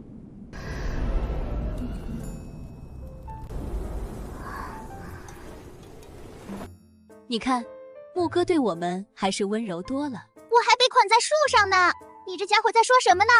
是你先惹牧哥的吗？完了，亡灵的未来完了。归队吧，和僵尸一起去界碑外。只要我做到了我想做的事情，把你们变回人类，也是有可能的。是。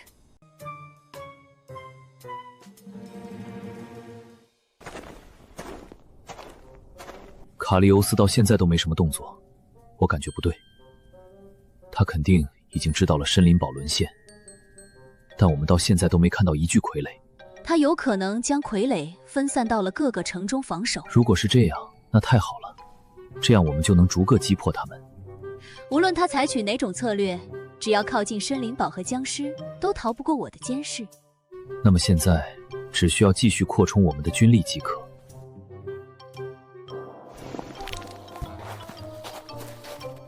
喂，我还挂在这呢。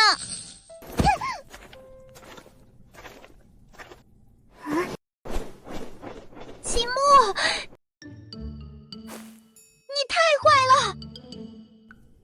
继续和我去清理那些失魂症患者，去不去？去。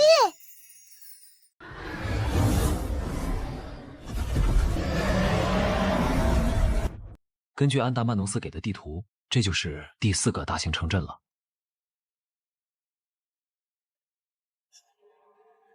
停止分配经验给骷髅军团升级后，我的等级也提升了上去。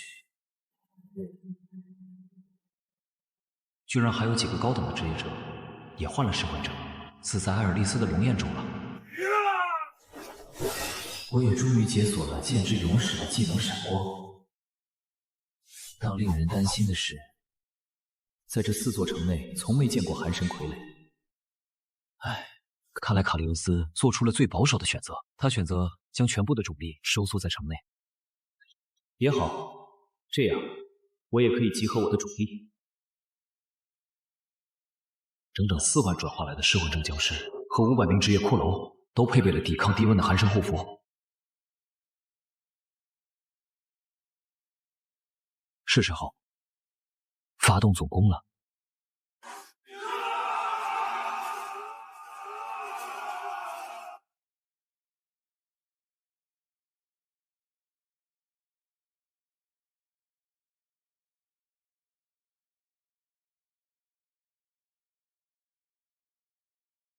这就是号称永不陷落的寒冬堡垒吗？是的，在我还是人类的时候，向往过到这里服役。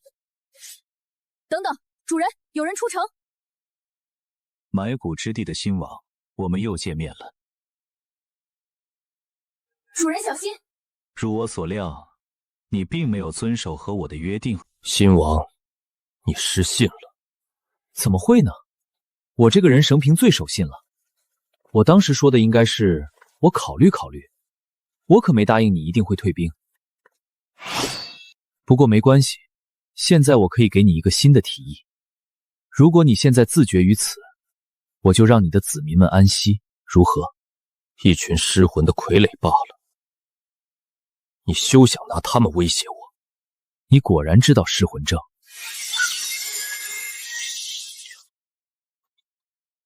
我知不知道并不重要，重要的是，你必须死，秦牧！你必须死，秦牧！这寒气接不住了，不能硬接。燕附加，天转！这种剑技，你生前成为过传奇，是又如何？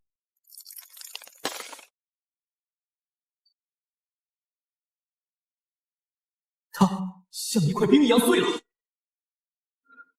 下次见面，我必杀你。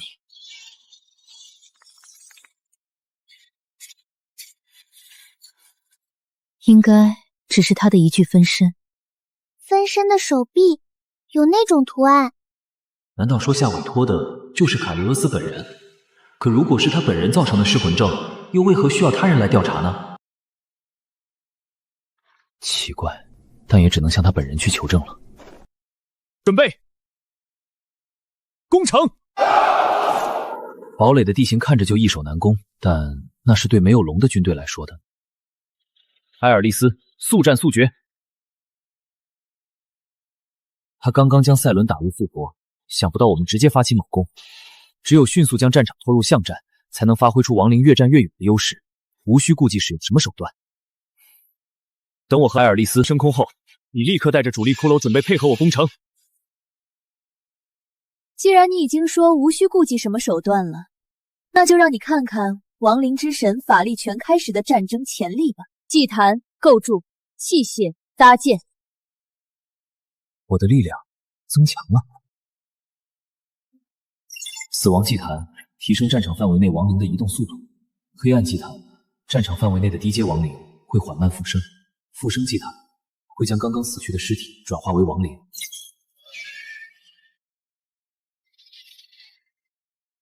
这才是不死族的战争潜力吗？这是安达曼努斯弄出来的工程武器，看上去制造混乱的效果非常强，而且能让对方腹背受敌。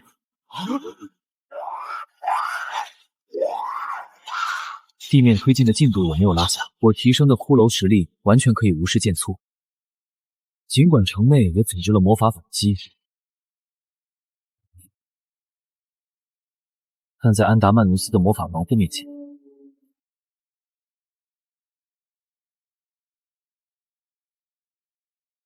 毫无作用。而我和艾尔利斯将彻底摧垮他们。艾尔利斯，龙眼拿下了。没想到能够这么顺利。不过这些守卫还是和那些城里的 NPC 一样得了失魂症。虽然一切顺利，但我总有种不安感。作为和亡灵对抗的神，卡利俄斯的手段还没显现出来，而那些消失的寒神傀儡也不知所踪。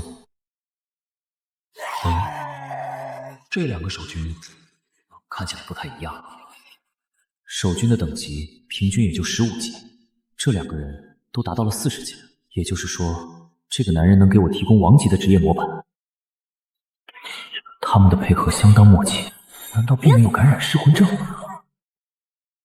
不能让他们阻拦了攻城的进度。艾尔利斯，和我一起解决他们。来了。冰川，敌人盯上我们了。那就让他们有来无回。他们两个果然没有失魂，会难打很多。虎落包来！居然能够有防御住龙炎的技能，他的职业是守护骑士吗？但就算是以防御见长的职业，也有魔力耗尽的时候。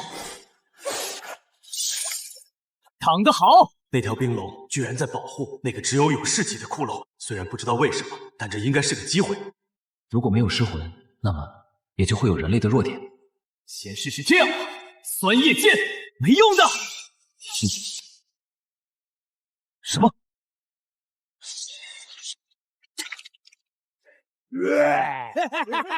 人会愤怒，也会被误导。这些亡灵不对劲。低等级的亡灵不会有这么高的智慧，是有人指挥，一定是他。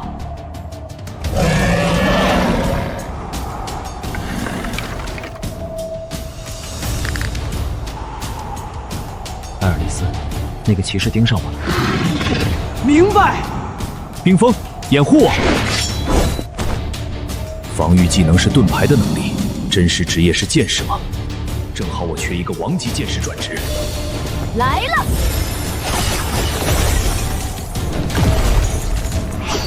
剑士又如何？你拦不住我！什么？别想逃！真剑决斗。在真剑决斗期间，被技能指定目标无法使用任何法术，并且会强制解除一切增益效果。控制亡灵的施法之意一旦被真剑决斗命中，就是必死无疑。你的蠢龙反应不过来的，结束了。是，结束了。不可能！不可能！他怎么能接下？不好，那条龙要反应过来了！混蛋！就算我是亡灵，被砍掉爪子也很疼的。他什么意思？完全不管我和他的主人决斗吗？别四处乱看了！你到底是什么东西？你不是想和我堂堂正正的决斗吗？给你机会，别不中用。决斗，好，既然你要找死，叽里咕噜的说什么呢？吃我一脚！该死，我的二弟！你不是说堂堂正正吗？决斗，从剑落下的那一刻就开始了。完了，我已经提醒你了。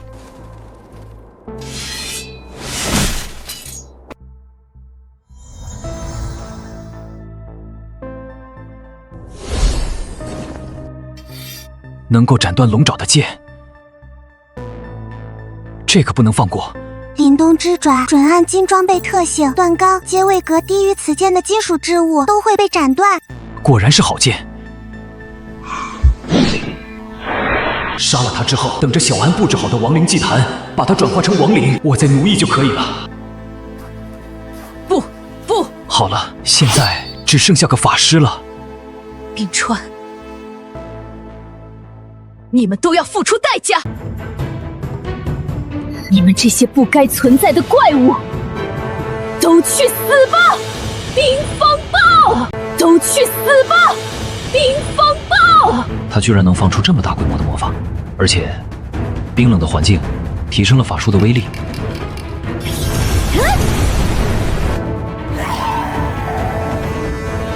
必须想办法抵消！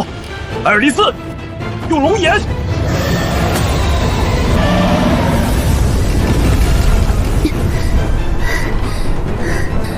这样，暂时能挡住他们了。我必须撤回城里面。完蛋了！等等，有什么声音？被吸进去了！什么？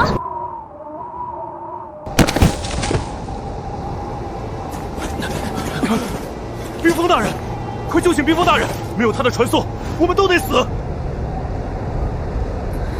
这些亡灵一直拿士兵当攻城武器往里面扔的吗？等等，这女人是谁？这体验太糟糕了！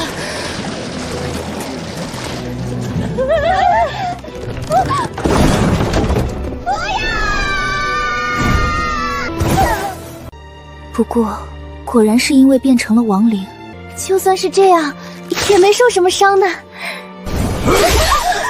西莱斯，去世吧，亡灵！风似乎小了一些。主人，我们的部队已经全部登墙了，我立刻让最后的闹剧结束。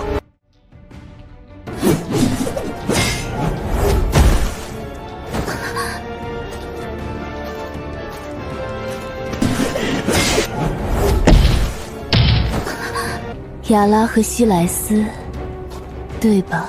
是啊，对吧？接着把那女人杀了，把那女人杀了。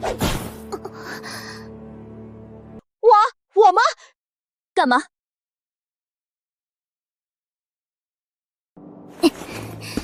我们过去可是冒险者，杀人的委托也接过。杀个人，我可不会有丝毫的犹豫。那就动手。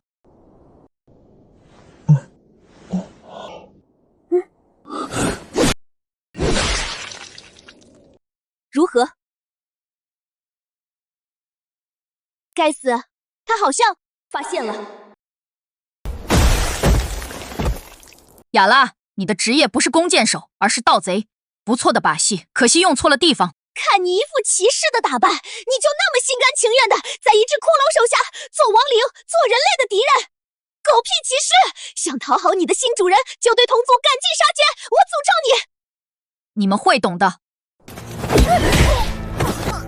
人类和亡灵只有一个共同的敌人。主人解决了，至于那些不听话的，主人做得好，牧歌有奖励。赛伦，我从没有问过你，你为何对我这么忠诚？是您唤起了我的记忆，找回了我的真名。除此之外，在您操作我的灵魂的时候，我也看到了您过往的一角。灵魂存取还会有这样的作用？我只看到了一个片段，就是您带着一批亡灵，一次又一次冲向看不清的敌人，然后被敌人打飞，却又再一次冲上去的画面。虽然不知道前因后果，但在那一刻，我感觉您和我践行的骑士道路是一致的，都是想要守护他人。我虽然变成了亡灵，记忆也残缺大半，但我下意识地把将您当做了守护的对象。安达曼努斯和埃尔利斯都觉得您的过往并不单纯，但我不会问，因为我知道到了时机成熟的时候，您一定会告诉我们的。在那之前，我只需要跟上您的脚步就好。我会让你相信我的。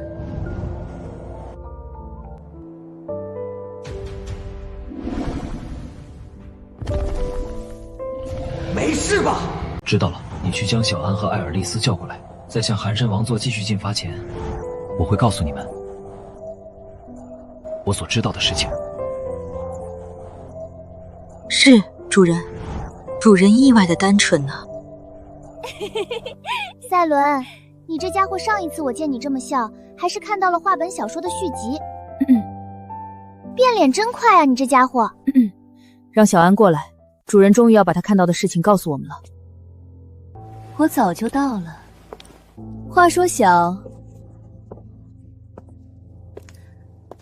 赛伦，你为什么能叫我小安啊？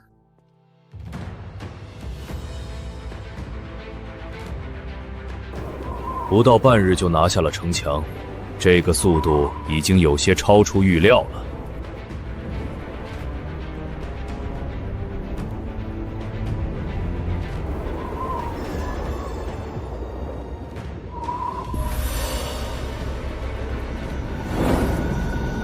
主要的原因应该是，仍然没有见到寒神傀儡。不知道卡利欧斯准备了什么等着我们。无论是什么，我们都会笑纳的。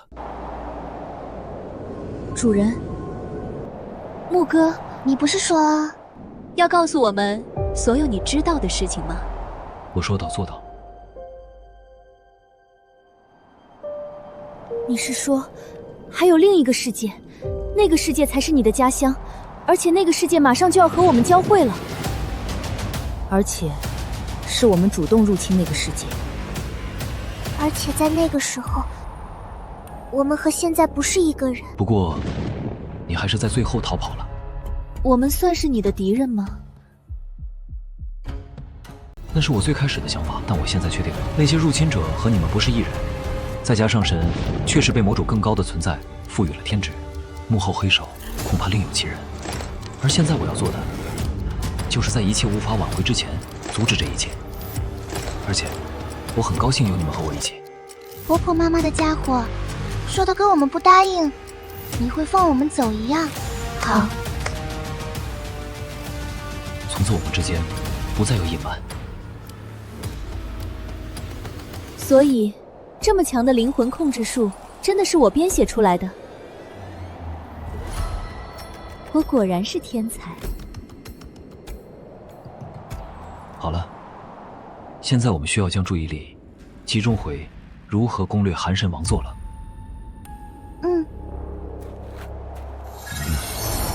寒神建立的这座堡垒本身就具有通道的作用，从王座到城墙只有一条直线道路。因此，我们只需要让那些无魂僵尸顶在前面，正常推进即可。只是要注意寒神傀儡的出现。我会从空中保持警戒的。你们有没有注意到，好像越来越冷了？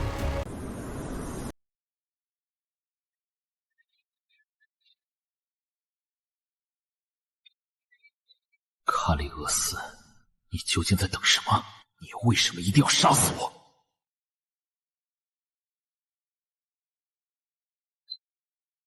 不愧是唯一的变数，果然和此前的所有入侵者都不一样。可我不甘心，凭什么他就可以成为唯一的变数？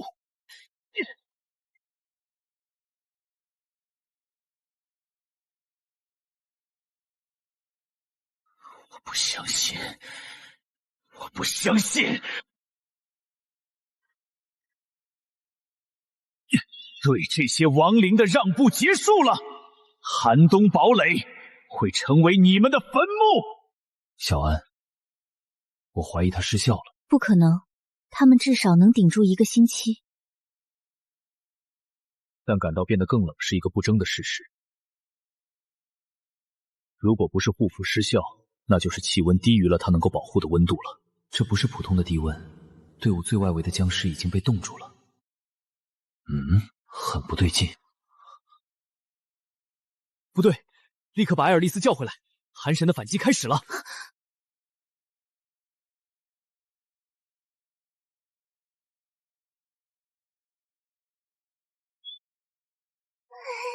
冻死我了！连冰龙都无法抵抗的低温吗？齐木，我发现那些寒神傀儡了。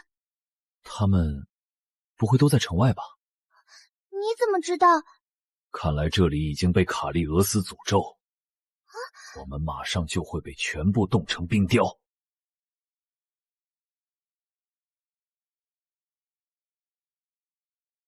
最外围的僵尸已经因为低温失去控制了。是寒神傀儡。而城外埋伏的寒神傀儡彻底堵死了我们的出路。好算计！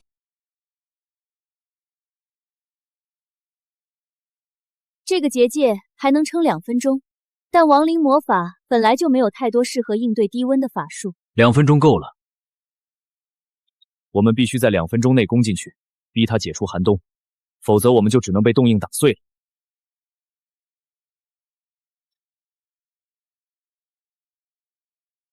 冰封和冰川这些新转化的亡灵不必带了，出发！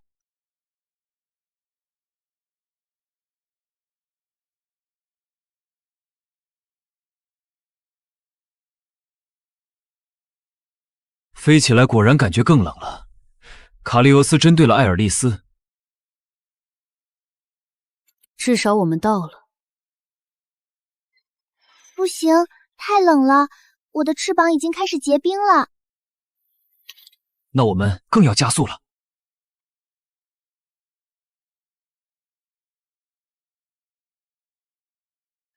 这宫殿里面一个人都没有。进入宫殿后，温度好像没有继续降低了。但那些寒神傀儡可没消停，他们从外面涌进来，一直在消灭我们被冻住的部队。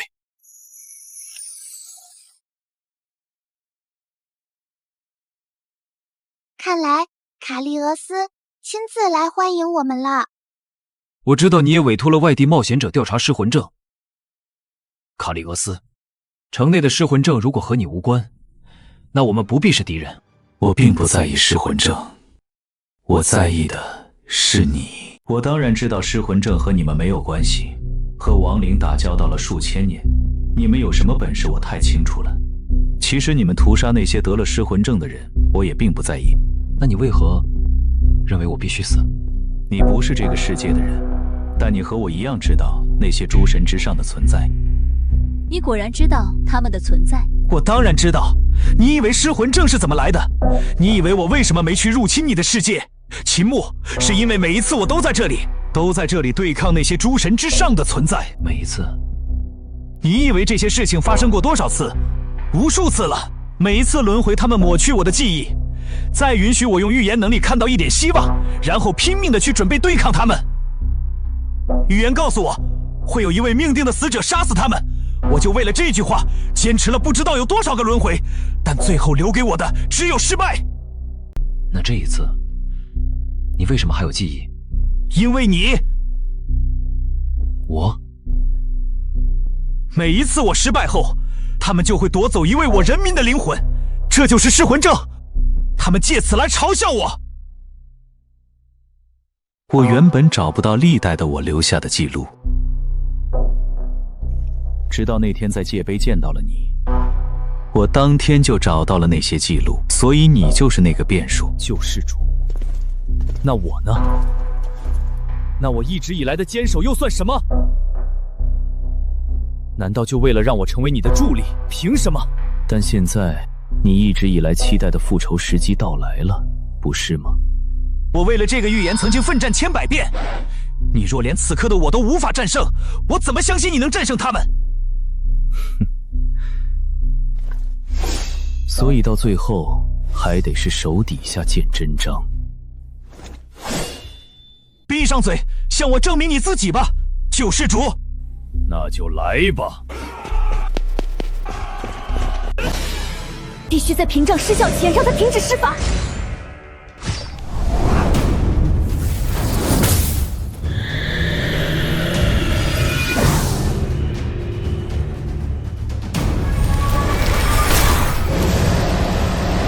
结界还能持续1分钟，而王级剑是魔法的技能，而真剑决斗开启的时候可以强制中断他的施法。换言之，晋升卡利奥斯就是夺取胜利的第一步。拦住他！我会给您开路的。别废话了，快过去打断他！快过去打断他！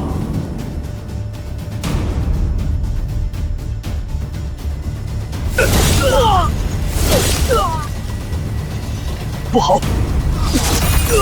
前世并没有和卡利欧斯交手的经验，大意了。我的魔力不多了。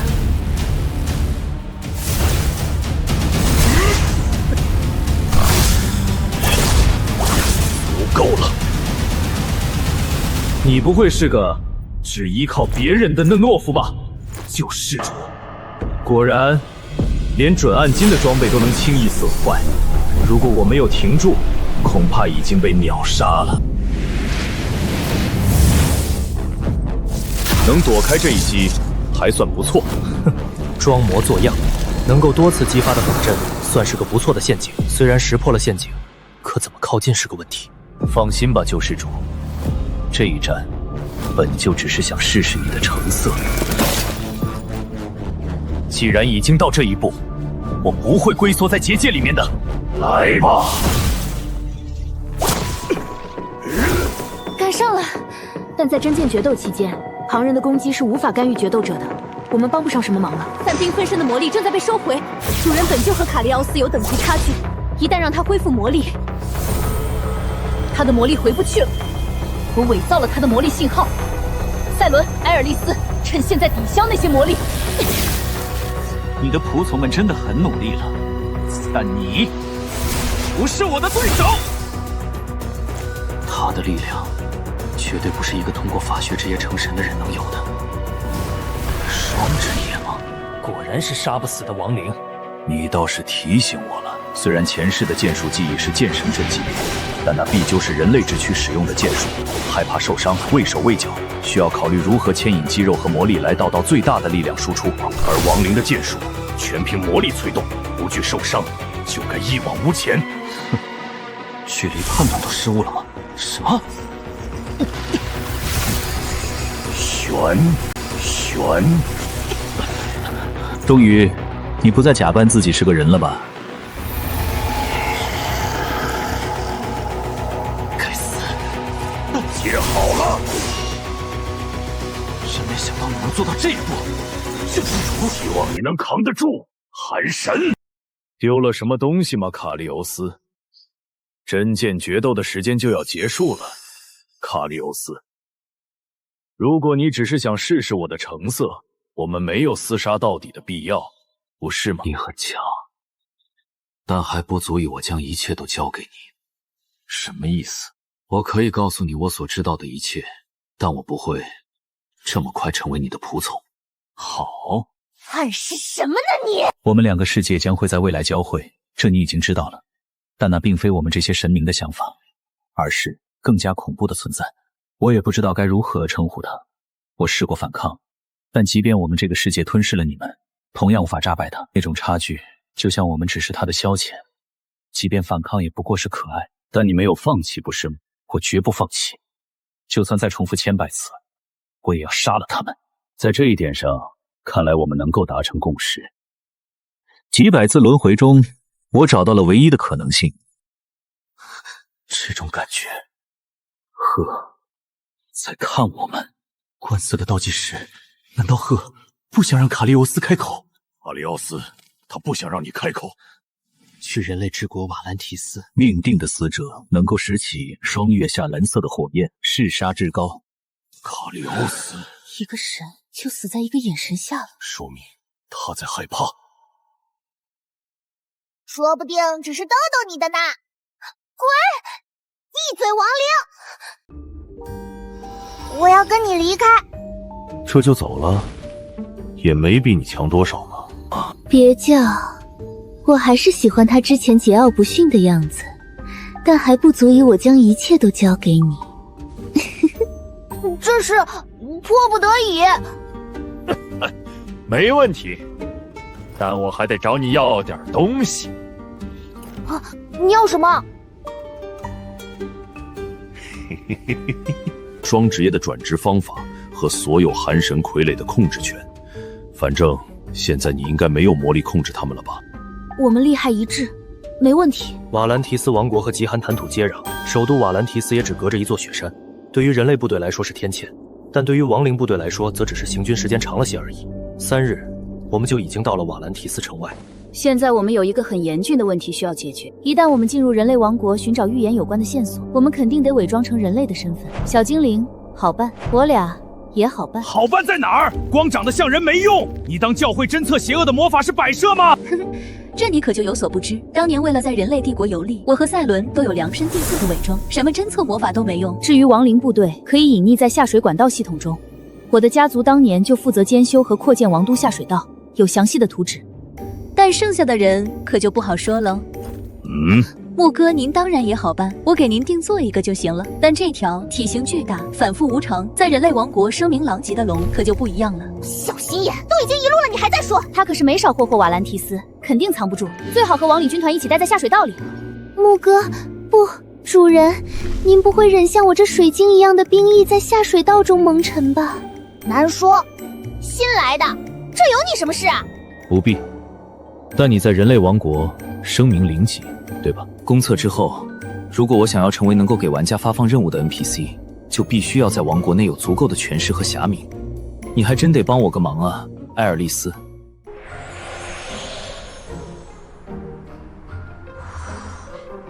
现在没有任何人能够看出您是个亡灵了。可我刚刚才习惯了亡灵的作战方式，你已经解锁了技能。难道说？没错，您可以随时切换形态，而且无论任何形态都不会暴露您的亡灵气息。这可是2位神明的合作，感激涕零吧，伐木哥。既然如此，就只差你了，艾尔丽丝。给我变！变？可我已经是人形了。难不成你是嫌之前的形象太小了吗？我是让你变回龙形啊！早说啊，老大！小安，我们还得弄出来一架足够大的马车。这就是第2世界哇！总算公测了，真的和第2个世界一样。本来上线就晚了，得赶紧看看攻略。这可是观测前才出现的神秘 NPC 屠龙者达斯丁木，他用屠龙的响金在首都瓦兰提斯购置宅邸，现在正有很多出手阔绰但难度很低的任务发布。到了，果然离出生点很近，这就是他杀死的龙，传说中的寒冰魔龙艾尔丽丝，真是栩栩如生。你是来应聘的冒险者吗？没错，你很幸运，主人想要见你。攻略上没写这段啊？难道是隐藏事件？赚大了，居然触发了隐藏剧情，不会有什么隐藏的考验吧？这个人就是屠龙者，明明只是个游戏，却有这么强的压迫感。你有什么吩咐？请你向我献上灵魂。